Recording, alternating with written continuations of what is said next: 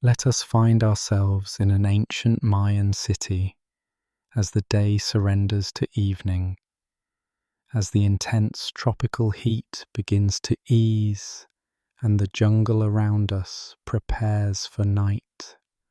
This is a city carved from limestone and built among the trees, a place where towering pyramids rise above the forest canopy and plazas spread wide and smooth beneath the sky. We are here simply to observe, to drift through these final hours of daylight, letting the peace of this ancient place settle around us like the warm evening air. The city is built of pale stone that glows golden in the late afternoon sun. Limestone blocks cut and fitted together with precision, forming pyramids and palaces, temples and ball courts. The stone is carved with intricate reliefs, glyphs that tell of kings and gods, of cosmic cycles and earthly events, every surface a canvas for recording the sacred and the historical. The carvings are painted in bright colours, reds and blues, greens and yellows. Though these are fading now in the slanting light, becoming softer, more muted as shadows grow longer. We stand in the great plaza at the city's heart, a vast open space paved with white stucco that reflects the light, making everything seem to glow from within. The plaza is surrounded by pyramids and temples, their steep stairs climbing toward the sky, their summit shrines small and intimate despite the grandeur of their foundations. The pyramids cast long shadows across the plaza as the sun descends, geometric patterns that shift and change with each passing moment. Around the edges of the plaza, people are going about their final tasks of the day. Vendors are packing away their goods from the market that filled this space earlier, folding their woven mats, gathering their ceramics and jade ornaments, their cacao beans and obsidian blades. The market was busy during the day, filled with voices and the exchange of goods. But now it is winding down, people heading home with their purchases or their profits, satisfied with the day's trade. Children play in small groups, chasing each other around the base of the pyramids, their laughter bright and clear in the evening air. They wear simple cotton garments, some dyed in natural colours, others left the natural cream of undyed fabric. Their skin is brown and their hair black and straight, cut in the distinctive Mayan style, or left long and loose. They play with small clay balls, seeing how high they can bounce them, or practice with toy versions of the rubber balls used in the sacred ball game. Women walk past, carrying water jars balanced on their heads, the vessels made of clay, painted with geometric designs in red and black. They move with perfect grace, their posture straight, their steps measured and sure. The water comes from cenotes, the natural sinkholes that provide fresh water in this limestone landscape where rivers run underground, emerging only in these sacred wells that connect the surface world to the watery underworld below. We walk along one of the Sakbeob, the white roads that connect different parts of the city and extend beyond to other settlements. The road is raised above the jungle floor, paved with crushed limestone that gleams in the fading light. Trees press close on either side, massive sabre trees with their thick trunks and spreading crowns, ramon trees heavy with nuts, palms of various kinds. The jungle is never far away here, always present, always ready to reclaim what humans have built if the building and tending should ever stop. The sounds of the jungle are becoming louder as evening approaches. Howler monkeys roar in the distance, their calls carrying for miles, a sound like wind through a cave, eerie and powerful. Parrots screech and chatter as they settle into their roosting trees, flashes of green and red and blue among the leaves.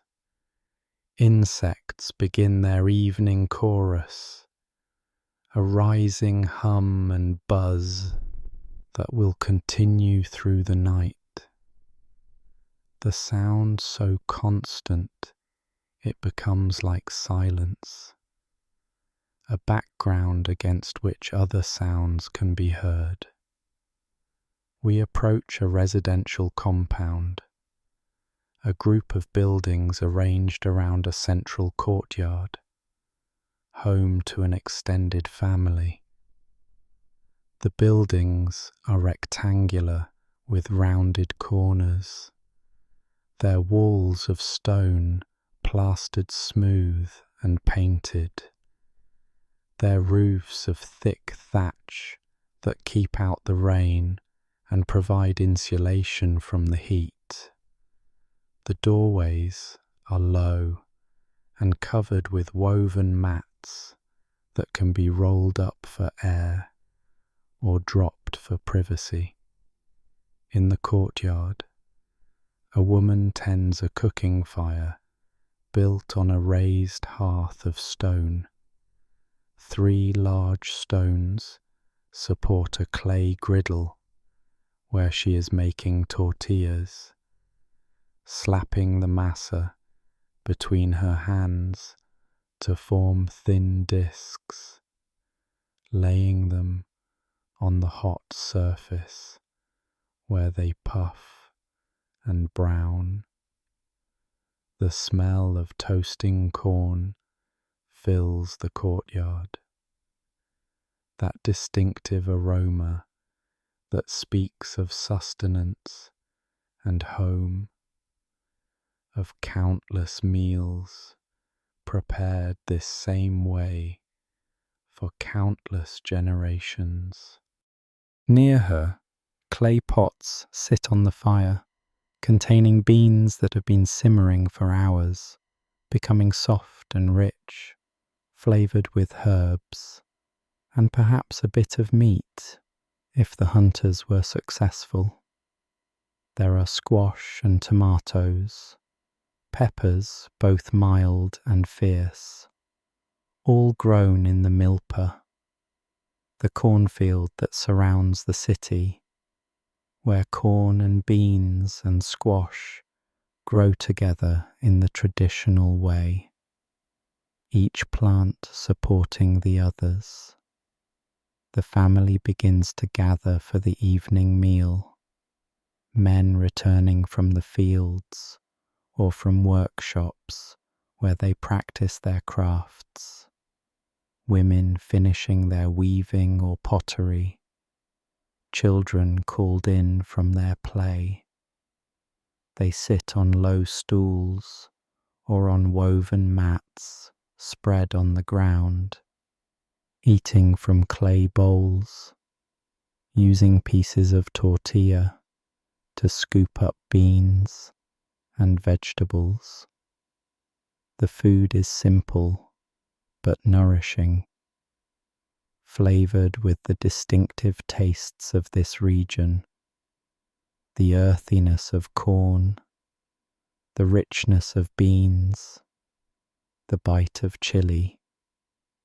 There is conversation during the meal, the sharing of the day's events, stories told and retold, jokes that make everyone laugh.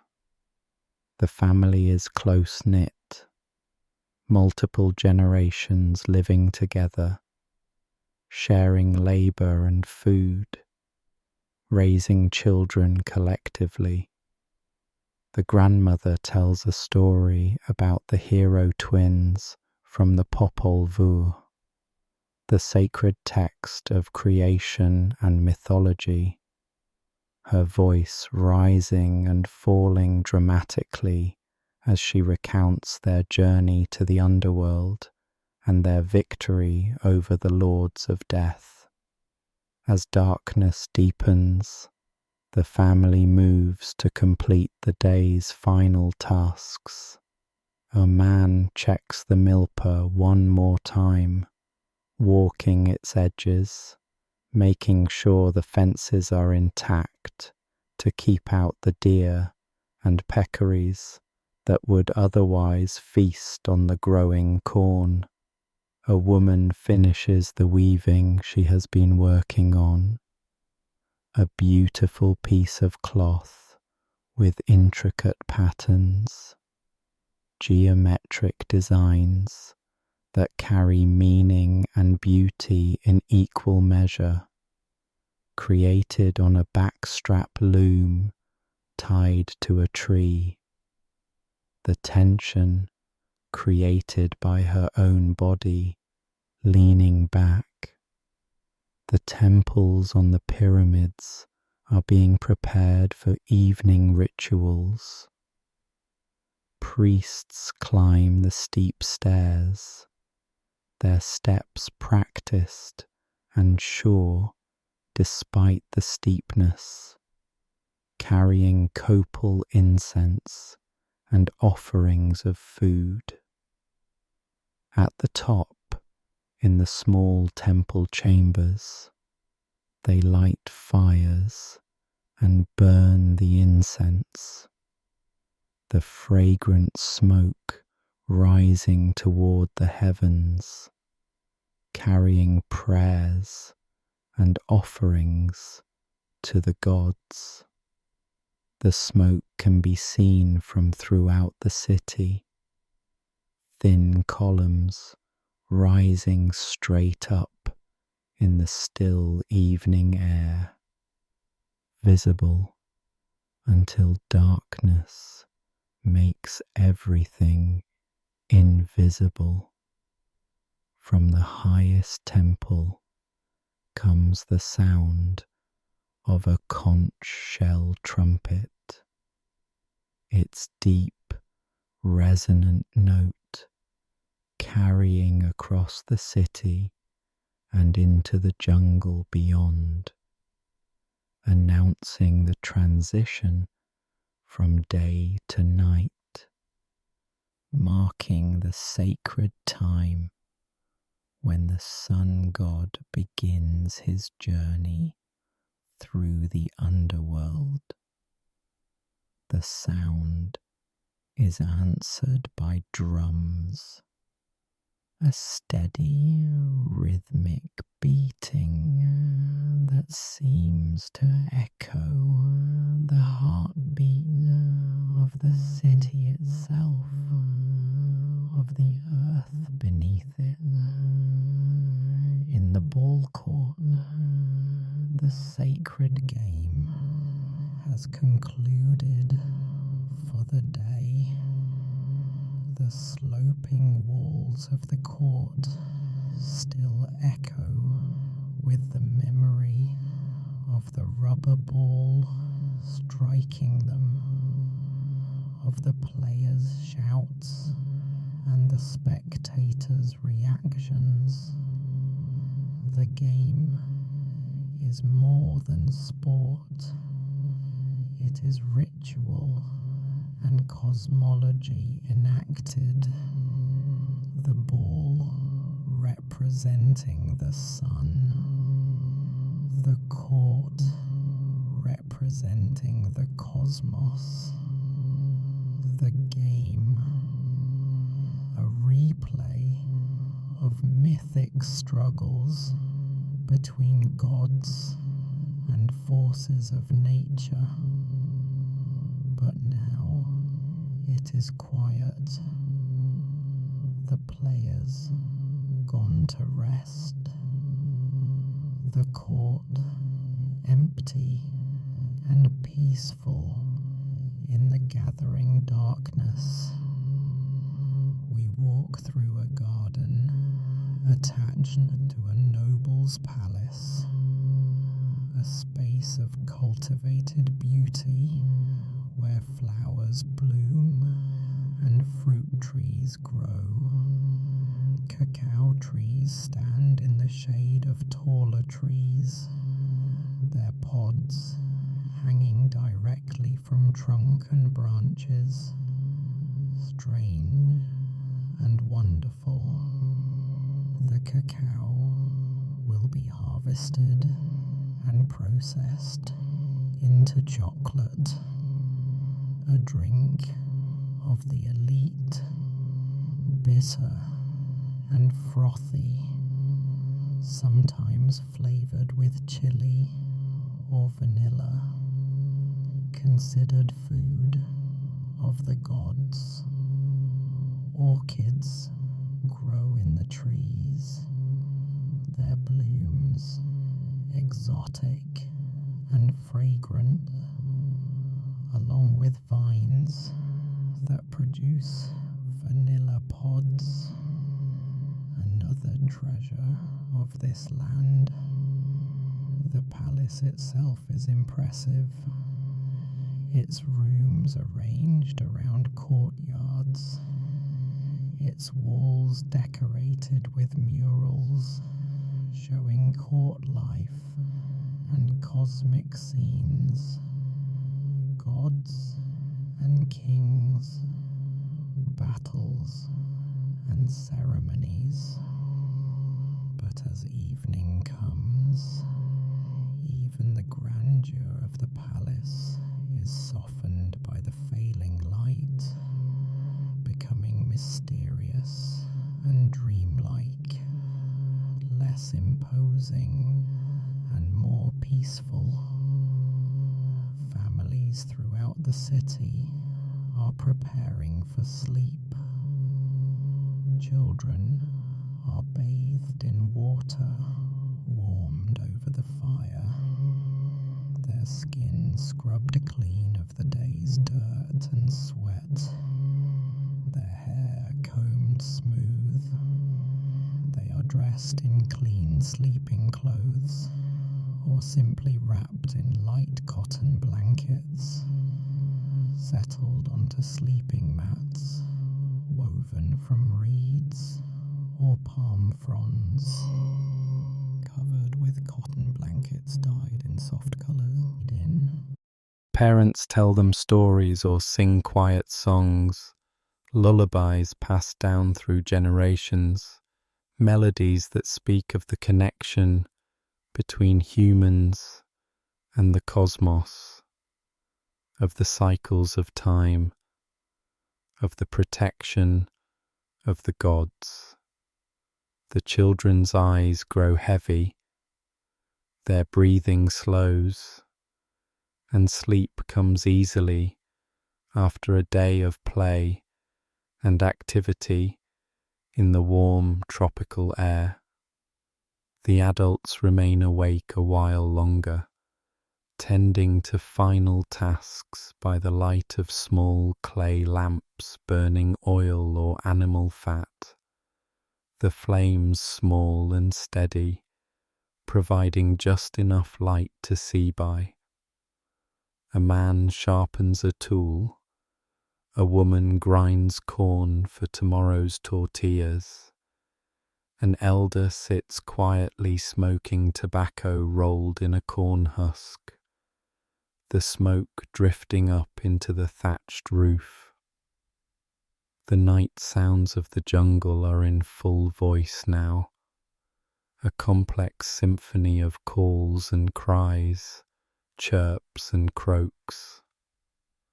Frogs sing from every water source, their voices ranging from deep bass to high soprano. Crickets and cicadas create a constant background hum. Night birds call, their voices strange and haunting. The jungle is alive with activity, nocturnal creatures emerging to hunt and forage, the darkness no barrier to life. But within the city, within the courtyards and rooms, there is a growing stillness. The cooking fires are banked, the embers covered with ash to preserve them for morning. The lamps are extinguished one by one, their small flames dying, darkness reclaiming the spaces they illuminated. Families settle onto their sleeping mats, arranging themselves in the familiar patterns of sleep, parents and children together, the warmth of bodies comforting in the darkness. The sky above is clear and vast, filled with stars that shine with tropical brilliance. The Milky Way stretches overhead, what the Maya knew as the world tree, the axis connecting earth and sky, underworld and heavens. The constellations are bright and distinct, mapped by Mayan astronomers with precision, used to track time and predict celestial events, to determine planting seasons and ritual dates. In the temples, priests keep vigil through the night, tending sacred fires, making observations of the stars, maintaining the connection between the human and divine realms. Their presence is reassuring, a constant devotion that protects the city and its people, ensuring that the cosmic order is maintained, that the sun will rise again in the morning, and we too can rest here in this ancient city cradled by the jungle, surrounded by the evidence of human achievement and devotion, by art and architecture, by the careful cultivation of corn and cacao, by the sacred mathematics that tracked time and predicted the movements of celestial bodies. We can let go of our modern concerns and simply be present in this moment, in this place where the boundaries between human and natural, between earthly and cosmic, seem thin and permeable.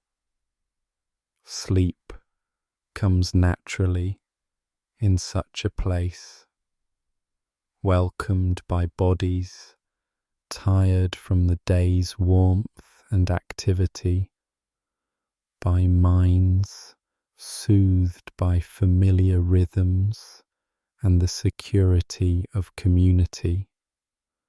There is nothing to fear in this darkness, nothing to resist. The jungle surrounds the city, but does not threaten it. The night is full of sound, but the sounds are natural and expected, part of the fabric of life here.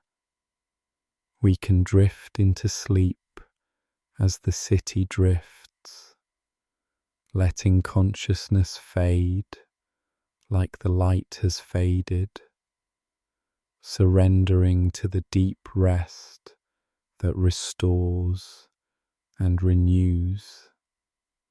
Our dreams might be of pyramids touching the sky, of ball games played under the sun, of the taste of chocolate and the scent of copal incense, of the complex glyphs that record time and story, of the eternal cycles of day and night, planting and harvest, life and death and rebirth. The city sleeps, held safe by its walls and its traditions, by the vigilance of priests and the protection of gods, by the simple routines of family and community that have sustained it for generations. And we sleep with it, part of this ancient pattern, resting in the knowledge that life continues in its beautiful rounds.